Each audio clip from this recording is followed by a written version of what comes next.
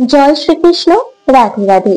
কামিকা একাদশী ব্রত 2025-এ কামিকা একাদশী ব্রত কবে পালন করতে হবে, ব্রত মাহাত্ম্য কথা এবং ব্রত পালনের সম্পূর্ণ সময়সূচি, ব্রতের সংকল্প মন্ত্র ও পালন মন্ত্র সম্পূর্ণ থাকবে এই ভিডিওতে, তাই সম্পূর্ণ ভিডিওটি দেখতে থাকুন। 2025 খ্রিস্টাব্দে কামিকা একাদশী ব্রত পালন করতে হবে 21শে জুলাই সোমবার, শ্রাবণ মাসের কৃষ্ণ পক্ষের একাদশী ব্রত, চাতুর্মাসের প্রথম একাদশী ব্রত কামিকা একাদশী ব্রত অবশ্যই সকলে পালন করবেন। একাদশী পালন করবেন কিভাবে? একাদশীর দিন ভোরে শয্যা ত্যাগ করে শুচিশুদ্ধ হয়ে শ্রীহরির মঙ্গল আরতিতে অংশগ্রহণ করতে হয়। শ্রীহরির পাদপদ্মে প্রার্থনা করতে হয়, হে শ্রীকৃষ্ণ, আজ যেন এই মঙ্গলময়ী পবিত্র একাদশী সুন্দরভাবে পালন করতে পারি, আপনি আমাকে কৃপা করুন। এবং ভগবানের চরণে তুলসীপত্র অর্পণ করে সংকল্প করতে হয়, সংকল্প মন্ত্র উচ্চারণ করে। সংকল্প মন্ত্র এই ভিডিওর স্ক্রিনে দেওয়া হলো। একাদশীতে তুলসী দেবীর সেবা পূজা অবশ্যই করবেন। একাদশীতে শস্যের মধ্যে সমস্ত পাপ অবস্থান করে, তাই চাল, ডাল, আটা, ময়দা, সুজি, সরিষা আদি জাতীয় খাদ্যদ্রব্য একাদশী দিনে বর্জন করা উচিত। নির্জলা উপবাসে অসমর্থ ব্যক্তি জল, দুধ, ফল মূল এমনকি আলু, পেঁপে, কলা, ঘিয়ে বা বাদাম তেল অথবা সূর্যমুখী তেলে রান্না অনুকল্প প্রসাদ রূপে গ্রহণ করতে পারেন। রবি শস্য যেমন ধান, গম, ভুট্টা, ডাল ও সরিষা ও সয়াবিন তেল অবশ্যই বর্জনীয়। একাদশীতে গায়ে তেল মাখা, সাবান মাখা, পরনিন্দা, পরচর্চা, মিথ্যা ভাষণ, ক্রোধ, দিবানিদ্রা, সাংসারিক আলাপাদি বর্জনীয়। এই দিন গঙ্গা আদি তীর্থে স্নান করতে হয়। মন্দির মার্জন, শ্রীহরির পূজার্চনা, স্তব, স্তুতি, গীতা, ভাগবত পাঠ আলোচনায় বেশি করে সময় অতিবাহিত করতে হয়। এই তিথিতে গোবিন্দের লীলা স্মরণ এবং তার দিব্য নাম শ্রবণ করাই হচ্ছে সর্বোত্তম। শ্রীল প্রভুপাদ ভক্তদের একাদশীতে 25 মালা বা যথেষ্ট সময় পেলে আরো বেশি জপ করার নির্দেশ দিয়েছেন। একাদশীর দিন ক্ষৌর কর্মাদিও নিষিদ্ধ। দৈব বশত যদি কখনো একাদশী ভঙ্গ হয়ে যায় তবে ক্ষমা ভিক্ষা করে পুনরায় ব্রত পালন করতে হয়। গঙ্গা স্নানে যেমন সবার অধিকার আছে, তেমনি একাদশী ব্রতের অধিকারীও সকলেই। শাস্ত্রে বিধবা সধবা সকলের জন্যই একাদশী ব্রত পালনের নির্দেশ দেওয়া হয়েছে। যারা সধবার একাদশী পছন্দ করেন না, শাস্ত্রে তাদের বিষ্ণুদ্রোহী বলা হয়েছে। শ্রী চৈতন্য মহাপ্রভু তার লীলা বিলাসের প্রথম থেকেই একাদশী ব্রত পালনের প্রথা প্রবর্তন করেছিলেন। শ্রীজীব গোস্বামী তার ভক্তি সন্দর্ভে স্কন্দ পুরাণ থেকে উদ্ধৃতি দিয়ে বলেছেন যে মানুষ একাদশীর দিন শস্য দানা গ্রহণ করে সে তার পিতা, মাতা, ভাই ও গুরু হত্যাকারী। সে যদি বৈকুণ্ঠ লোকেও উন্নীত হয় তবুও তার পতন হয়। একাদশীর দিন ভগবানের জন্য সবকিছু রন্ধন করা হয়, এমনকি অন্ন ডালও, কিন্তু সেই অন্ন প্রসাদ সেই দিন গ্রহণ করা উচিত নয়। সেই প্রসাদ পরের দিন গ্রহণ করার জন্য রেখে দেওয়া যেতে পারে।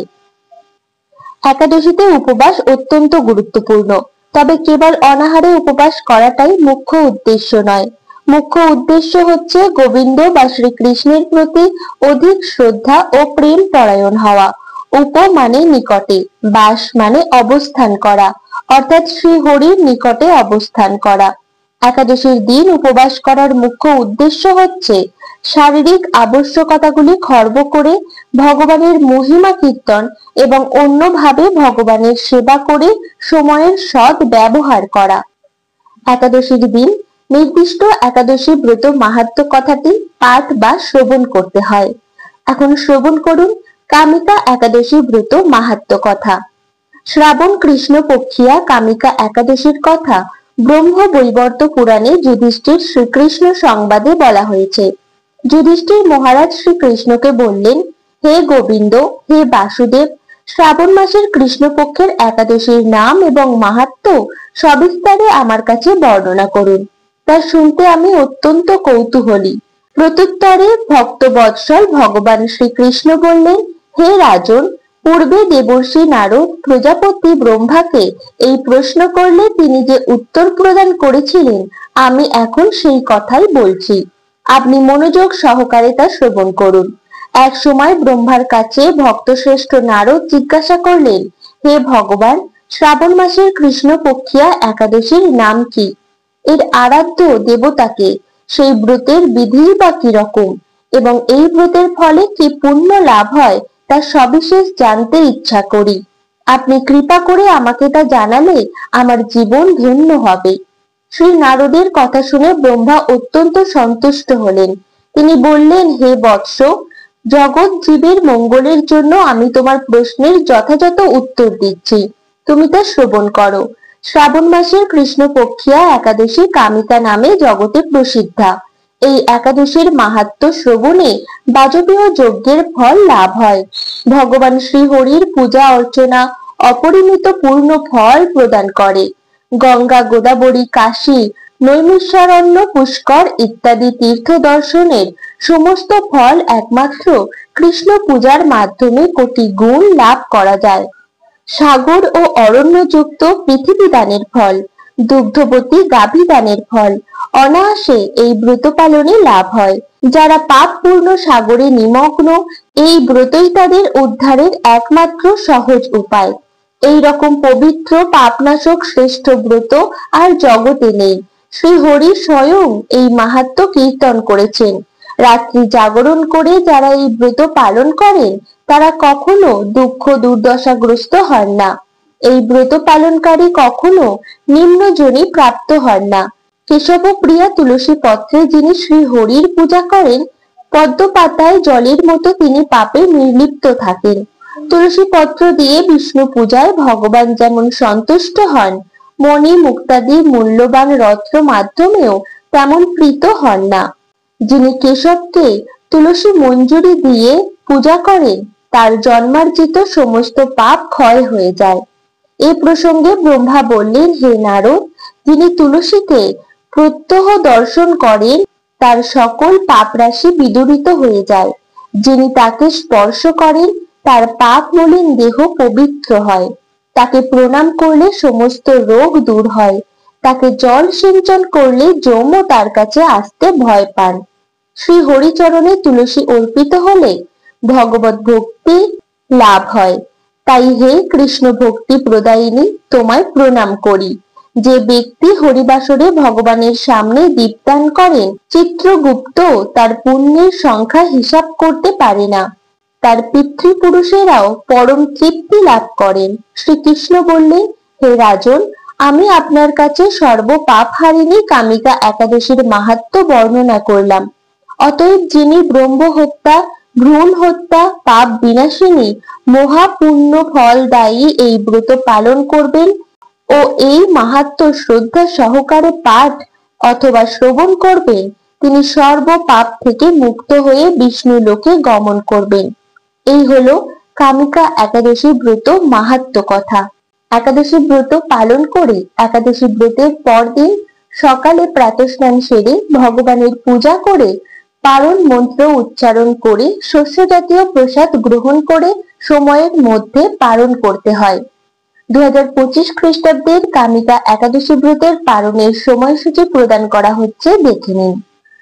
ভারতের পশ্চিমবঙ্গ 5টা 3 থেকে 7টা 7, বাংলাদেশ 5টা 29 থেকে 7টা 37, ভারতের দিল্লি 5টা 36 থেকে 7টা 7, বৃন্দাবন 5টা 37 থেকে 7টা 7, উত্তরপ্রদেশ 5টা 25 থেকে 7টা 7, মুম্বাই মহারাষ্ট্র 6টা 11 থেকে 7টা 7, পুনে মহারাষ্ট্র 6টা 8 থেকে 7টা 7, নাগপুর 5টা 43 থেকে 7টা 7, চেন্নাই তামিলনাড়ু 5টা 52 থেকে 7টা 7, ভুবনেশ্বর ওড়িশা 5টা 17 থেকে 7টা 7, ঝাড়খণ্ড 5টা 13 থেকে 7টা 7, বিহার 5টা 8 থেকে 7টা 7, ছত্তিশগড় 5টা 31 থেকে 7টা 7, শিলং মেঘালয় 4টে 44 থেকে 7টা 7, গুয়াহাটি আসাম 4টে 43 থেকে 7টা 7, আগরতলা ত্রিপুরা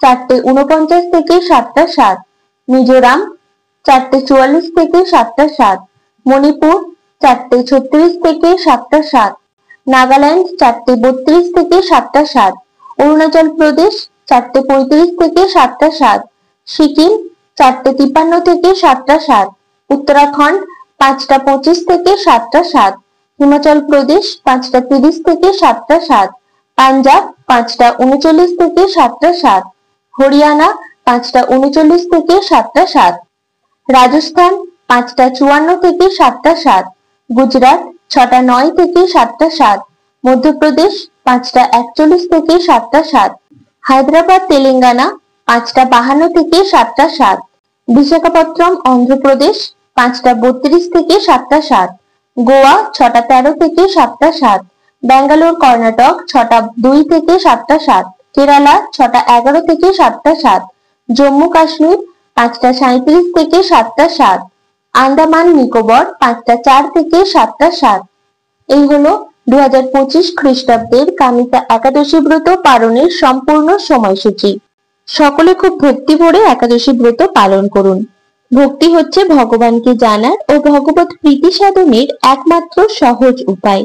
শাস্ত্রে যে 64 প্রকার ভক্তাঙ্গের কথা বলা হয়েছে তার মধ্যে একাদশী ব্রত সর্বোত্তম।